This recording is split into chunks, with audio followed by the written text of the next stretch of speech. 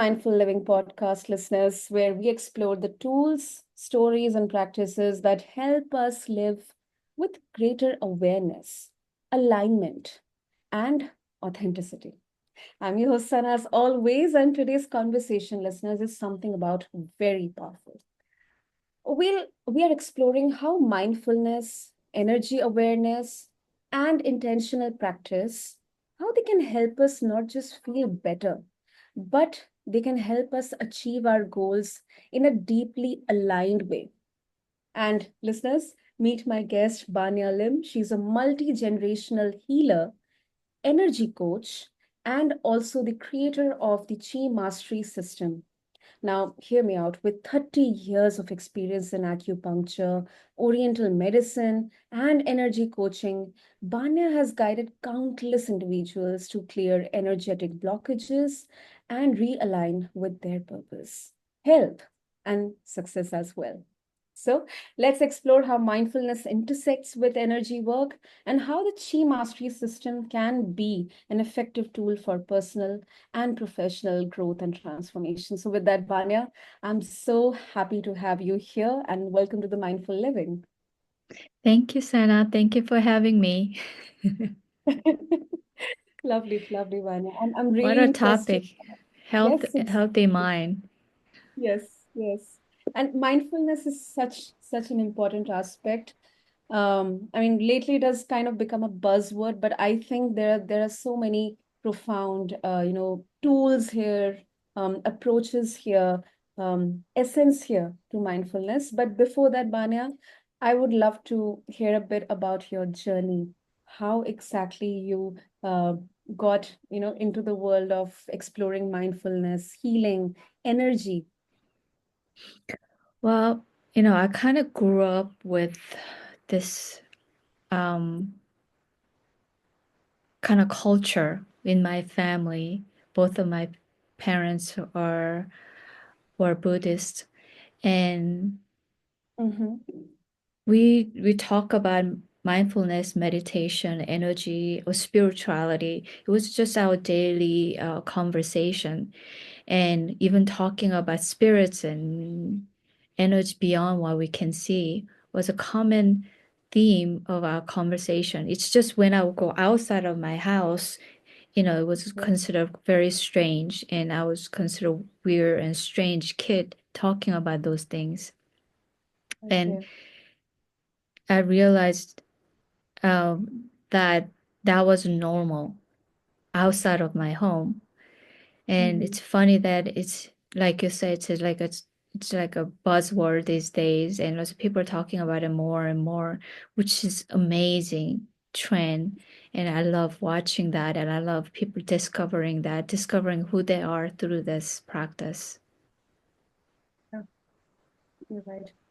Yes, I mean, everyone has a unique journey, but sometimes we we underestimate ourselves. We have so much, so many unique powers within us. Um, Yes. and yeah, you were saying something, Bana. Sorry to cut you off. No, no, no. I wasn't. I was just, agreeing with what you were saying. And Good. having that kind of background, I think it was, I'm very grateful for having parents didn't Mhm. make those kind of view ideas weird, but rather normal. So in many ways, I feel very thankful to have that kind of childhood and having those conversations with my parents. Mhm.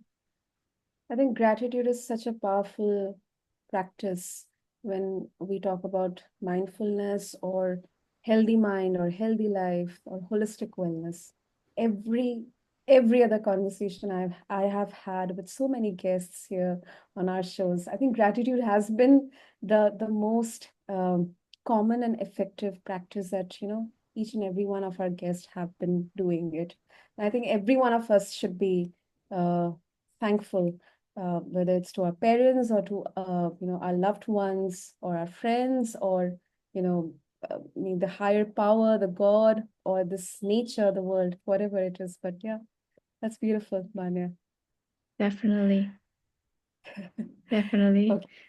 I mean, Mhm. you know about Powers Mhm. Force written by Dr. David Hawkins. Like there's a scale of consciousness that Mhm. measured by certain frequency that Uh-huh. gratitude, thankfulness, and love is way up there, where down here is um sorrow. Sorrow is actually somewhere in the middle. It's resentment, anger, and Mhm. guilt is the lowest Yes, yeah. level of our consciousness. So yes, Mhm. gratitude. If we can just have that every day, every moment, I think it opens up so many things for us. Definitely. Okay, now let's come to our topic, Vanya. So I love, this connection that you have seen between mindfulness and achieving goals. So, in your experience, how does becoming more mindful actually move us closer to what we want rather than making us passive or overly inward? Yeah, great question. Yes, what we want, I think what drives us in our lives about it starts with knowing what we want. Um, Well, sometimes figuring out what you want, it takes time too. But once you figure out what you want, whatever that might be, it could be how you want to feel, it could be actual thing, it could be object, it could be success. Knowing what you want, give us a, a sort of a goal, and we can be able to navigate. Mm. And oftentimes we get discouraged trying to get to where we want to go because it doesn't happen the way we want, or we just feel like it's not happening, or we just feel like we're not getting close to the goal that we want to get to. Mm. um I started out as, of course, acupuncturist, and I'm still an acupuncturist. I practice acupuncture. I practice spiritual acupuncture. Spiritual acupuncture is really about creating awareness of mind, body, and spirit, and really healing on mind, body, level of mind, body, spirit, not just focus on a physical level. But of Okay. course, manifestation happens through the physical body. Mhm. So people who are coming to me in the beginning, having goal as releasing pain or taking care of the disease, or getting rid of the conditions that uh, physical ailments, physical difficulties they are going through, right? So what acupuncture does is unblocking the energy within the body. So basically, unblocking the obstacle or unblocking the energy on the meridian or energy meridians, or channel energy channels, so that the pain can go away. And when the pain goes away, also disease goes away, ailments goes away. So Mhm. I'm talking about this in a very simple way of what acupuncture does. We figure out where the blockages are, and we stick the needle into those Yeah. area to open up the channel. When we open up the channel, energy flows smoothly. We always use the analogy of river. River, the water has Mhm. to move naturally and flowing. When it gets stuck, when it gets blocked, it turns into pain. And Mhm. when that blockage stays long enough, then turns into something more serious condition within the body. And Right. what acupuncture does is finding those specific points in the body. There are 365 acupuncture points within the body. Wow. 365 matches with the 365 days in a year, because each point in the body has a connection to each day in a year. But I'm not going to go too deep into that right now. Mhm. Perhaps if you have enough time, we can talk about that. Um, Yeah. Not all 365 points are blocked in people. Most of the meridians and acupuncture points are pretty open, Mhm. because we are not. if it all blocks, then the time we are time of death, is where all 365 points up gets closed up. And Mm. finding those point and putting the needle, that whole process is definitely art. Each acupuncturist practicing their art and figuring out which of those 365 points to open up with the needles. That is the key. That is art. And over the Mm. years, I've been very successful in opening those meridians. And I realized that each of those points have a very specific emotion that's connected to. And each of Mm. the emotion has its very specific story that's connected to. Okay. So I noticed that people who get to open up the meridians feel better. They go back to their life, they go back to their home, they go back to their work, and sometimes they Mm-hmm. come back with the same symptom. And I noticed that because the emotion hasn't changed. And there's a brief moment of release happen with acupuncture, but when they go back to their same life, same relationship, same situation, that blockages happen again. So unless we go down to the root of the issue, we are not really permanently or consistently opening the meridians. So I realized I had to talk about this. I have to discuss this with my clients. This is beginning of my practice in my 20s. I know that each organ has a specific emotion, and each meridian has a specific connection to those meridians.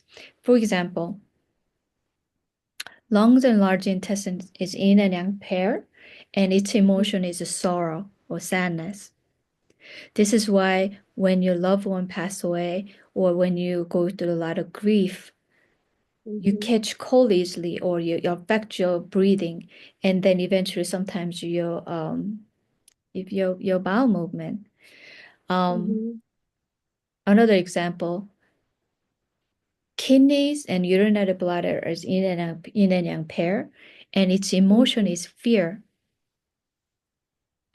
And the Oh. meridian runs the backside of your body along the spine. Mm-hmm. When you're under a lot of fear, we Mm. sometimes say, I have a going down my spine. Yes. And Yes. actually, literally, you're feeling that. You're literally feeling the blockages and energy on your backside. So in the beginning of my practice, I just mentioned this to my client. If somebody is coming to me with a back pain or issues in the back, or especially or along those specific lines of meridians, Mm-hmm. and people will start sharing with me of their stories and stories of their fear, how they started, what happened. And there's usually not only the current situation, but always connected to the story from their childhood. And it got me curious about what's the connection between the emotion and how our body responds to it, and also the story, the connection to even our childhood. So this is my journey started 30 years ago, and over the years, people who are open to it, I talk about this and the connection to the emotion, organs, and the meridians. And I could be able to successfully help people guide them to open the blockages on a physical level, but also energetical level and emotional level. Mm. And over the years, I realized that every emotion has this location within our body. Every emotion, and especially if it's ongoing, repetitive emotion that has a story, images connected to it, has location within the uh, meridian system in the body. At the same time, there's emotion that's emotion that's opposite of the negative emotion. It could be, let's say, I am not good enough. It Yes. has location within the body. And also, I am good enough has a location within the body. Literally, that energetically. And we let them communicate within the body. And this is where mindfulness and meditation come in. And deeper the person can go in their unconsciousness, deeper the healing that occurs, deeper the unblockages happen. And eventually I could be able to help guide people not only unblocking the energy unblocking on a physical level, but you got to apply every aspect of their life. So this is how I came to guide people unblocking energy to reach their goals. The goals can be becoming a CEO, becoming a mother, becoming whatever they want.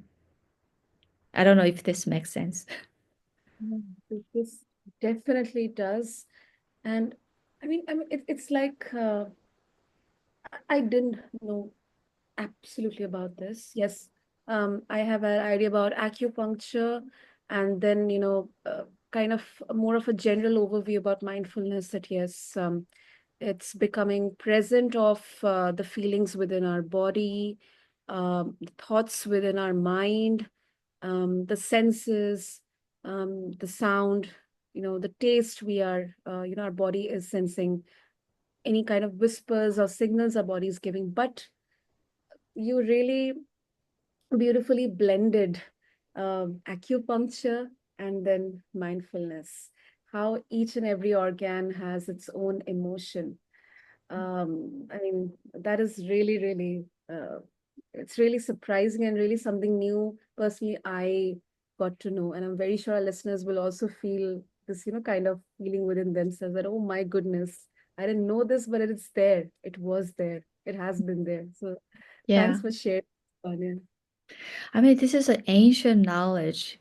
I mean, Yeah. acupuncture has been around more than 5,000 years, and Mhm. that each organ ha- holds and also connection with a specific emotion, and it's written in an old textbook. And I remember even in school, we just kind of skimmed through it, like lungs, sadness, liver, anger, kidneys, fear, and so on. But what does that all mean? Um, no one could really explain to me at the time to the extent that like I really got it. It's when I start practicing my own medicine that I start to understand deeply what that really actually means. That Mm. our body responds to certain emotion, and if certain emotion has been stored within our body, also reacts to whatever that we are experiencing throughout our lives. Yeah. And if that emotion has created negative energy within our body and creates blockages, we have to go Mhm. to the heart of the matter to unblock it. The unblocking process happens through mindset work, somatic Mhm. work, body awareness work, and meditation. Wonderful. That's beautiful, Banya. And yeah, and you describe the Chi Mastery System as integrating meditation, energy work, and then somatic work. So, for someone unfamiliar, including myself, can you break down what that looks like in practice? What's a typical first step for someone wanting to access this deeper wisdom in their body? Yes, I think this is so much. It's an ancient wisdom. It's ancient knowledge, Mhm. and we need that kind of patience to understand that how deeply rooted, grounded it is in within our entire framework of body, mind, emotions, and spirit. So yes, if you can, Vanya. So somatic work, mindfulness, it's, I mean, with the people that I work with, I guide them to have this practice. But on your own, it would be good to have practice of um, quietness. Just be able to be quiet with yourself in a space that you feel comfortable and peaceful. And you can start with just focusing on your breathing, inhalation and exhalation. And another thing, there's a place or location within our body that we can actually store energy. We call this in I think Chinese, uh, Dantian, Korean, Danjeon, Japanese, Hara, and the location is right below your belly button, Mm. or second chakra. And you can just put your mind or awareness on that spot to just breathe. Focus on your breathing because energy goes where your mind goes. Energy follows your mind. And if you put your mind into that specific area, you can actually gather energy. And that's most powerful way of start practicing mindfulness and mindfulness and also body awareness. Wow. I mean, I'm so curious, because uh, Banya, can how much time it takes? I mean, because people they get frustrated, with this subtlety of energy work. If they are kind of, they have been made used to quick, tangible, quick fixes, Mhm. tangible results. For example, in the Western medicine, uh, because I think there's often been a skepticism towards energy work or this non-traditional healing practices. Yeah, yeah, I get it. I understand. This is why we call it practice. And we have to practice to have this part of our lives. And it is about ultimately listening to our body. Um, all our lives, since we were a kid, no one told us to listen to our bodies. We've been taught to Yeah. listen to our teachers, outside experts, mom and dad, which is okay. But ultimately, we have to, the clearest voice and message is within us, but we haven't taught that way. So we have to retrain ourselves to listen to our bodies. So in the beginning, we need a little bit of discipline, but eventually, when you build enough energy, you will Mhm. want to do this every day, all day, because it just feels so good. Just get in tune and touch with our inner voice and inner energy. But in the beginning, we might need a little bit of practice and discipline. So I always say consistency is more important than, whatever you describe it as a quality. And Absolutely. there's no bad meditation. There's no bad mindfulness. You just have Yeah. to, when you continue to do it, energy will build. That is so true. Beautiful, beautiful, Banya.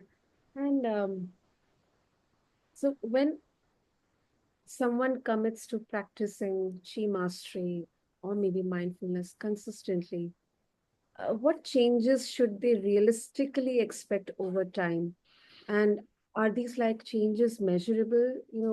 Because goals, they can be measured. So in Yeah. terms of in that context. Mhm. Great, great question. Ultimately, this journey is about you finding how amazing you are, how powerful you are. I mean, I'm sure you've heard this, but you're actually going to really feel it in your being that, wow, I am the microcosm of the universe. I am the creator of my own reality. I've created all this, and also I can also recreate the way I want, and I can do this through me. Because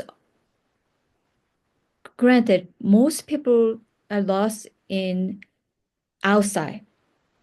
What I mean is that if whatever they want in their lives, they believe the blockage is outside.